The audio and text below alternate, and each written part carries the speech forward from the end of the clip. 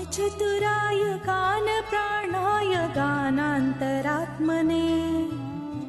गानोत्सुकाय गानमत्ताय गानोत्सुकमनसे गुरुपूजिताय गुरुदैवताय गुरुकुलस्थायिने